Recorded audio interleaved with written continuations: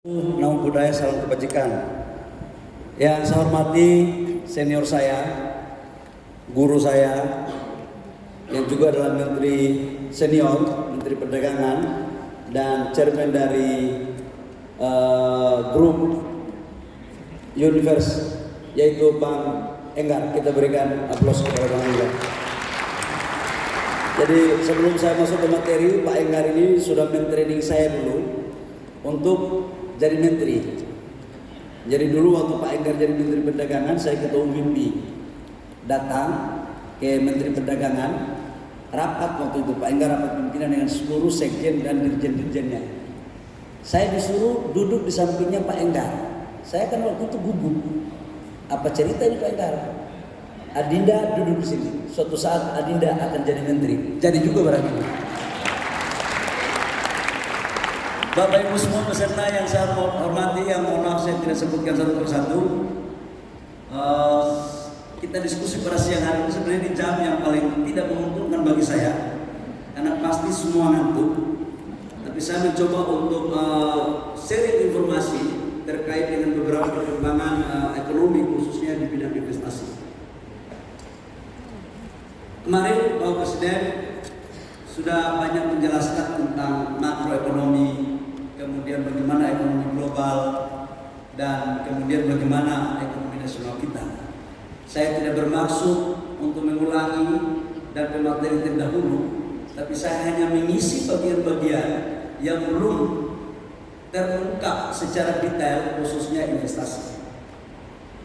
Bapak Ibu semua, memang harus kita akui bahwa persoalan perang dagang antara China dan Amerika yang terjadi pada 2017, 18 dan 2019 awal, kemudian juga muncul lagi COVID-19, belum berakhir juga muncul lagi perang dagang, perang Ukraina dan Rusia. Ini betul-betul meluluhlantangkan persoalan ekonomi global kita. Makanya dalam bahasa saya Pak Enggar, ini ekonomi gelap. Ekonomi 2023 ini gelap. Tapi begitu saya ngomong Jakarta gelap dan Semarang terang, juga dipersoalkan oleh media. Heran saya. Padahal maksud saya itu waktu itu memang karena hujan di Jakarta jadi gelap.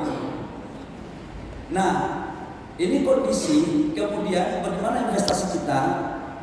Bapak Ibu semua, investasi kita di tahun 2022, target yang disampaikan oleh Bapak Presiden itu sebesar 1.200 triliun.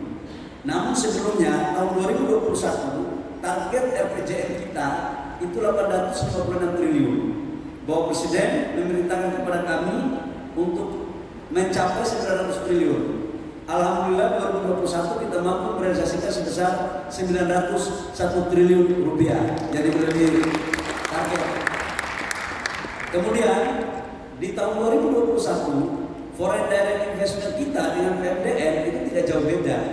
Bahkan kita mampu menciptakan lapangan pekerjaan langsung sebesar 1.207.000 sekian, dan pemerataan investasi pun terjadi. Saya ingin men-sharing kepada Bapak Ibu semua bahwa investasi sekarang tidak hanya bertumpu pada Pulau Jawa.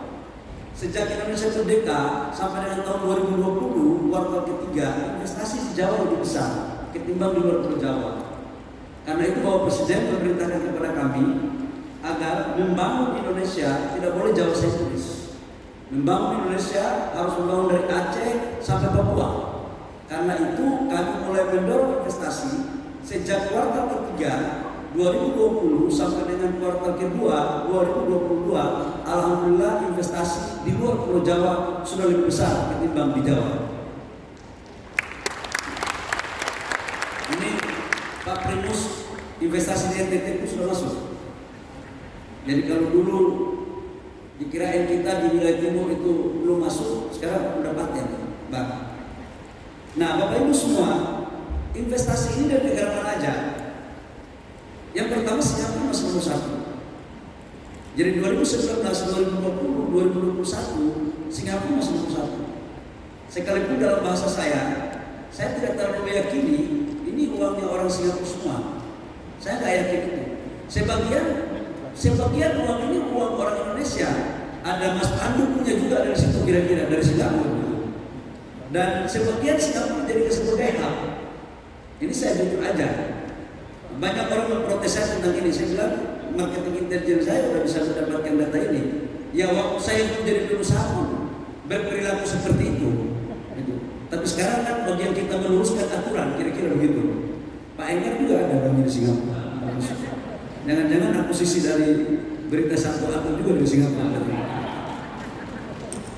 Nah, nomor 2 itu China di 2019, 2020 dia nomor 2. Tapi 2021 digeser oleh Hong Kong.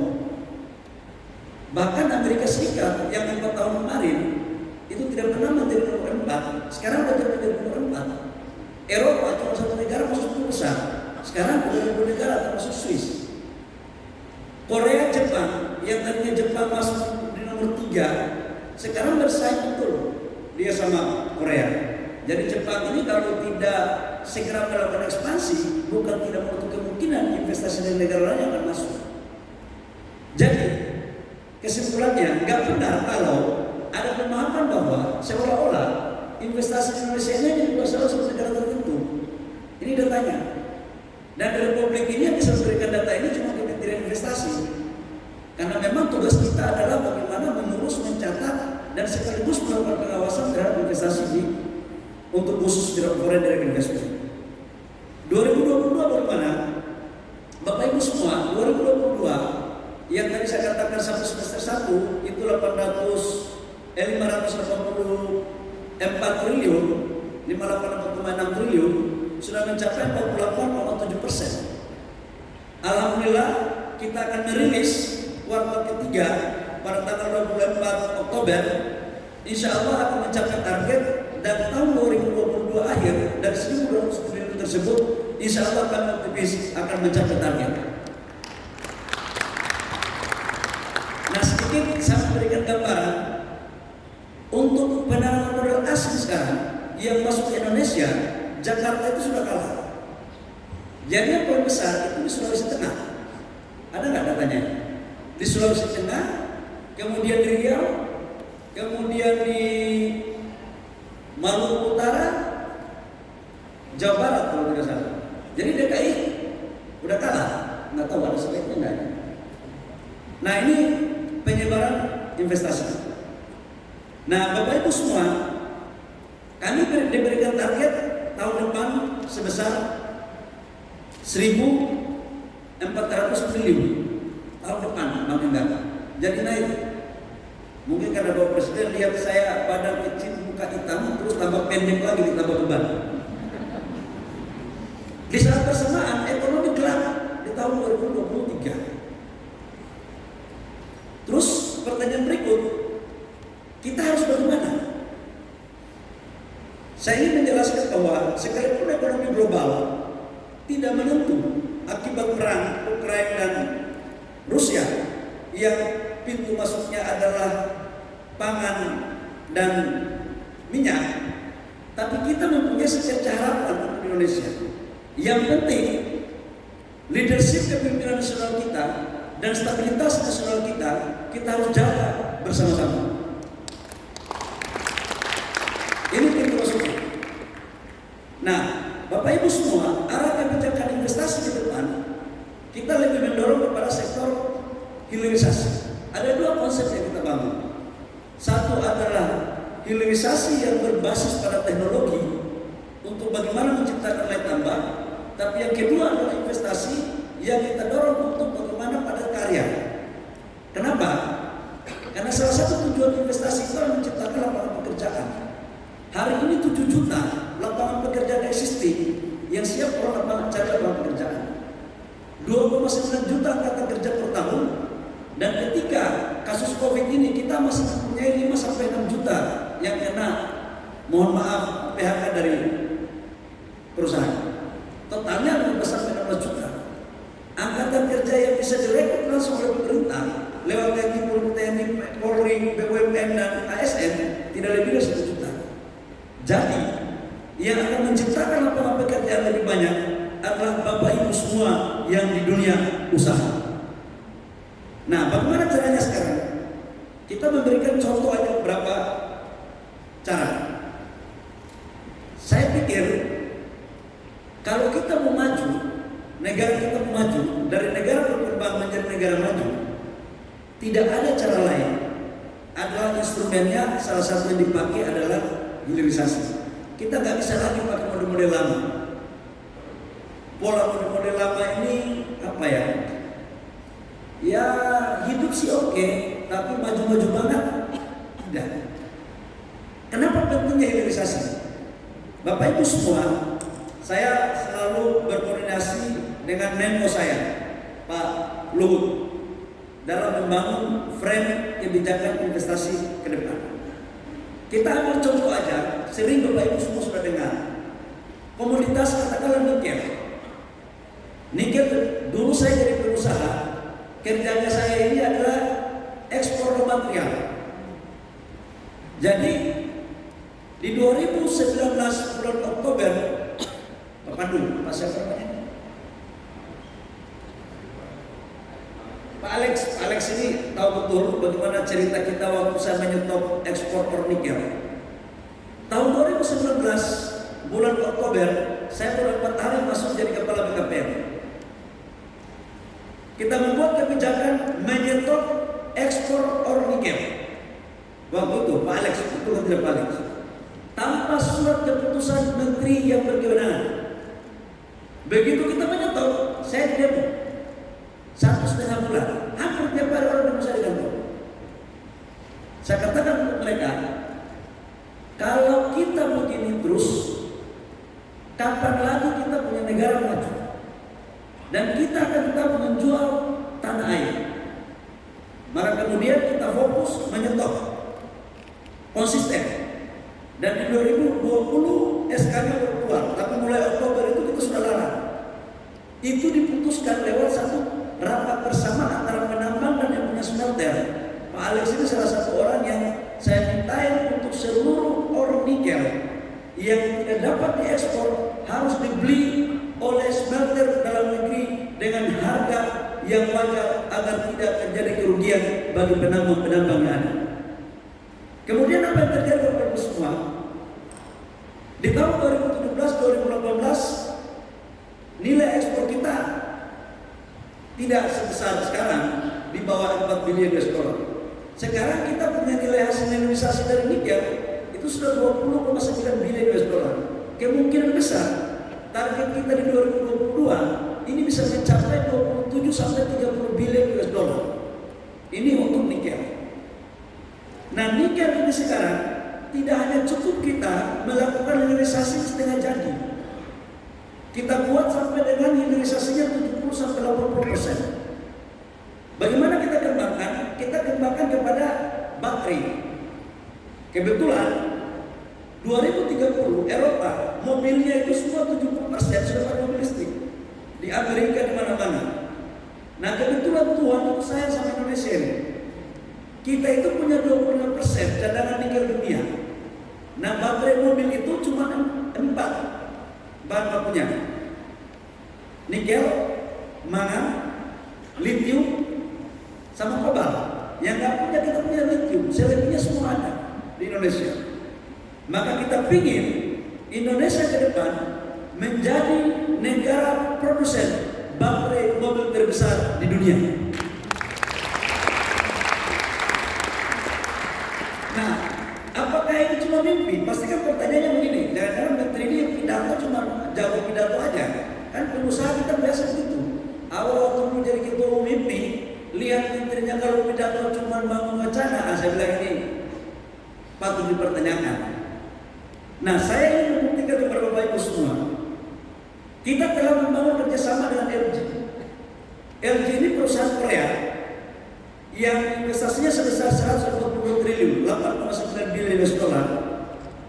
Bangun holding, bangun GV dengan BUMN. Mulai bangun dari mining, smelter, prekursor, cathode, baterai sel, sampai kerjasama dengan mobilnya yang namanya Hyundai. Ini sekarang sudah terrealisasi di Republik Indonesia. Ini sekarang. Bahkan kita hajar mereka bukan dari hulunya. Saya minta mereka dari hilir. Bangun baterai sel dulu. Sekarang di Rawang ya, tinggal di Kerawang ya. Kerawang 10 giga pertama itu akan berproduksi di 2023. Dan di 2024 Januari itu kita sudah menghasilkan baterai sel. Mobilnya sudah ada, prekursor cathode sampai baterai sel itu sudah kemarin baru bikin di Batam. Sementara smelternya itu dibangun di Maluku Utara, bekerja sama Antam. Nah ini BUMN itu masuk. Jadi tidak seperti yang dulu Pak Ekar. Kalau dulu Freeport Indonesia hanya dapat 10% dulu. Sekarang sudah diambil alih 51%. Sekarang kalau untuk tambangnya sahamnya BUMN 50%. Smelternya BUMN itu kurang lebih sekitar 30%. Turunannya ke bawah di atas 25%. Kita pingin adalah negara juga bisa mendapat benefit tambahan dari sebuah investasi dari teman-teman yang dari negara lain. Ini LG. Kemudian CATL dari China itu juga sudah masuk. Investasinya sekitar 70 triliun, 5 bilion lebih. Kemudian BASF, VW dari Jerman, Foxconn juga masuk. Jadi Bapak Ibu semua, hilirisasi inilah kata kunci untuk kita mendorong agar terjadi penambahan nilai tambah di sana.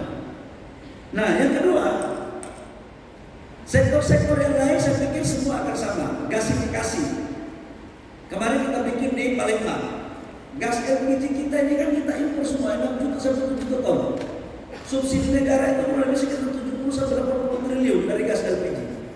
Padahal LPG ini kita bikin DP lokal investasi dari Amerika untuk kita bangun agar kita bisa melakukan subsidi impor. Nah, tapi negara juga berpandangan bahwa investasi yang masuk ke daerah tidak boleh orang daerah jadi penonton.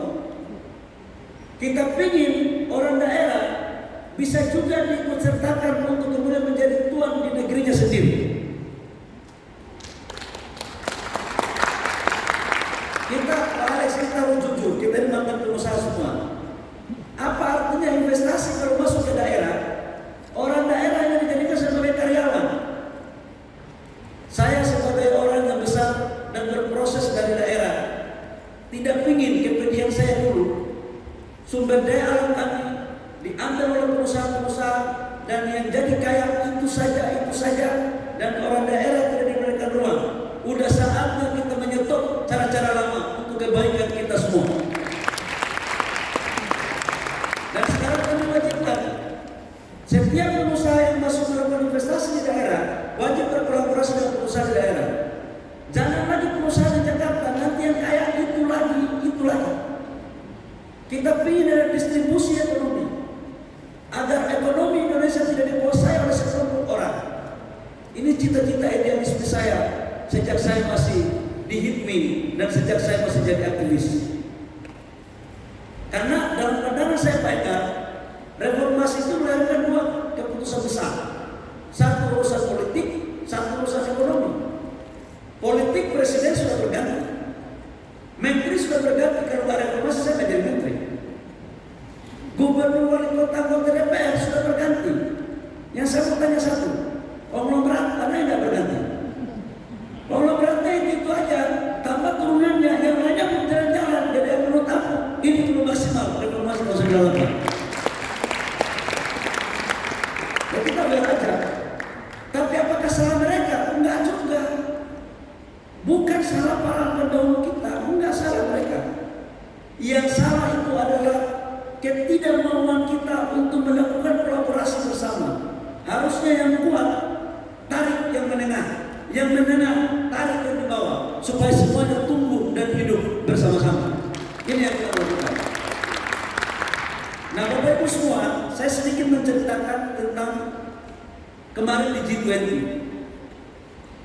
Bapak Ibu tahu bahwa Presiden bicara tentang transformasi ekonomi, hilirisasi, lalu bicara hilirisasi. Dari saya masuk jadi kepala BKPM sampai menteri, setiap minggu memo saya itu selalu bicara tentang hilirisasi. Tapi tahu nggak, Bapak Ibu semua, kita ini ditantang oleh negara-negara sebagian di Eropa untuk hilirisasi. Negara-negara itu nggak setuju Indonesia untuk hilirisasi. Kemarin waktu di G20 di klaster investasi saya memperjuangkan 4 poin. Yang pertama hilirisasi untuk nilai tambah, yang kedua kolaborasi untuk UMKM, yang ketiga pemerataan dana investasi, yang keempat adalah harga karbon, yang kelima itu bukan bagian daripada investasi, tapi kita membangun konsensus mekanisme investasi yang namanya Bali Compendium. Apa yang terjadi? 3,5 bulan Pak Enggar, kami debat dengan menteri-menteri investasi dan ekonomi di negara-negara G20. Mereka tidak menyetujui untuk dimasukkan salah satu kesepakatan bersama tentang hilirisasi. Mereka tidak mau. Sampai kemudian saya pidato di depan mereka. Saya katakan bahwa tuan-tuan, apakah tuan-tuan lupa bahwa negara tuan-tuan sebelum menjadi negara maju masih negara berkembang sebelum Perang Dunia Kedua? Dari tangga anak tangga 1 menuju puncak anak tangga itu tuan-tuan melakukan dengan cara hilirisasi. Dan hilirisasi yang tuan-tuan lakukan sangat protektif. Di Inggris melarang ekspor woolnya untuk bahan baku tekstil pada abad ke-16. Amerika mengenakan pajak impornya pada abad ke-19 dan 20. China mempergunakan TKDN yang sampai dengan 90%. Finlandia pada tahun 86 dia mengenakan 20% saham maksimal asing. Sekarang kita Indonesia mengikuti jejak mereka untuk menjadi negara maju. Terus tuan-tuan nggak mau tunjukkan kepada kami jalan apa yang kami harus tempuh untuk mencapai puncak tangga yang tuan-tuan lakukan. Sampai kemudian saya bilang ini ada lagu lama dari judul lagu lama dari Indonesia yang dari Brunei Darussalam yang lagu judul lagunya jangan sampai ada dusta di antara kita. Debat saya, alhamdulillah setuju dengan muka asal-asal. Karena apa? Gara-gara ini mereka bawa kita ke WTO. Masa kalian dulunya berkembang melarang kalian punya bahan baku untuk ekspor, kami bagian kalian larang. Emang kami ini bagian subordinat daripada negara kalian? Saya ngomong begitu. Saya bilang kita di negara-negara G20 nggak boleh ada yang merasa lebih hebat daripada negara lain, karena kita ini sudah merdeka sama-sama. Yang kita butuh adalah kolaborasi. Jadi stop dengan cara-cara lama. Kami Indonesia juga ingin maju seperti kalian. Ini yang kita lakukan. Yang kedua Bapak Ibu semua, kolaborasi. Kolaborasi itu negara maju nggak pingin. Dia pingin kolaborasi ini semua serahkan kepada pasar. Saya bilang beda bos, doktrin kami. Kalau begitu terus kita ditipu terus. Nanti kolaborasi seolah-olah bahwa ini UMKM punya mereka, perusahaannya sahamnya punya mereka, baru pakai anak-anak Indonesia yang tukang, mohon maaf, yang di sawah, yang di becak, pura-pura tahu nama direktur, padahal sahamnya punya mereka. Aku bilang sama mereka, belum kalian berpikir aku sudah lakukan cara-cara ini. Jadi ini ilmu lama. Jadi akhirnya negara adidaya itu terakhir dia menyetujui. Jadi Bapak Ibu semua, ini beberapa pandangan-pandangan dari kami terkait dengan investasi ke depan. Dan saya punya keyakinan di 2023 sekalipun global nggak bagus, tapi dengan berbagai macam reform yang kita lakukan, insentif-insentif yang kita kasih, paradigma kebijakan negara juga berubah. Hari ini kita kalau rapat di kabinet itu 1 minggu bisa 4-5 kali. Kalau Menko saya itu kalau tidak keluar rapat bisa-bisa kita menterinya mencer-mencer juga. Jadi menteri di zaman waktu saya masih ketua MIPI lihatnya itu enak sekali. Pakai jas datang kita temui mereka di kantor. Ini menteri sekarang ini turun ke lapangan bersih kayak project manager bagi investor-investor. Ini benar ini. Jadi Bapak Ibu semua, dengan kondisi itu keyakinan saya ke depan bahwa pertumbuhan investasi, pertumbuhan ekonomi kita insya Allah tidak segelap pertumbuhan ekonomi global. Indonesia ke depan insya Allah baik. Tapi kembali lagi stabilitas politik. Hati-hati di 2023. Kita ini menuju sebuah jalan yang ada persimpangan. Ada 2 tikungan. Hati-hati memilih tikungan.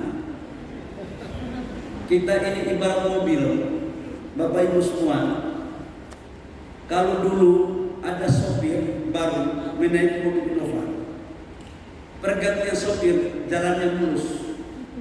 Karena jalannya waktu itu mulus, jadi penumpang pun aman.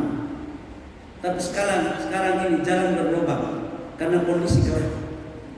Hati-hati kita mencari sopir yang baru belajar. Bukan hanya mobil, bukan hanya mobil dan sopir yang akan masuk rangkap dalam jalan persimpangan, tapi kita ini juga sebagai penumpang dalam mobil itu akan menerima nasib ketika sang sopir tidak ahli dalam membawa mobil itu.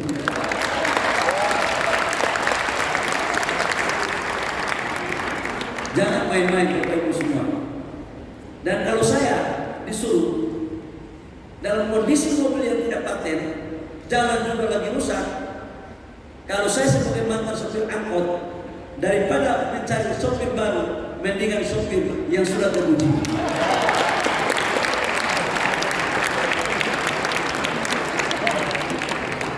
Saya menganalogikan sopir karena saya mantan kondektur angkot dan mantan sopir angkot. Saya tahu betul sakitnya penumpang kalau dibawa oleh seorang sopir yang tidak ahli menghindari lubang. Itu sangat berbahaya sekali. Jadi saya mengakhiri, karena saya harus ketemu mantan bosnya Pak Enggar. Saya sudah tunggu, saya takut macet. Nanti saya bisa SK, bisa baik keluar, tidak lagi menjadi duduk di mimbar ini. Bapak Ibu semua, saya ucapkan selamat. Pak Enggar sebagai guru saya, senior saya ucapkan selamat. Terima kasih. Kalau ada sesuatu kata yang kurang berkenan, itu muncul dari saya. Tapi kalau ada sesuatu kata yang kena di hati Bapak Ibu, semua bersumber dari Tuhan dan ilmunya Pak Enggar. Terima kasih. Terima kasih.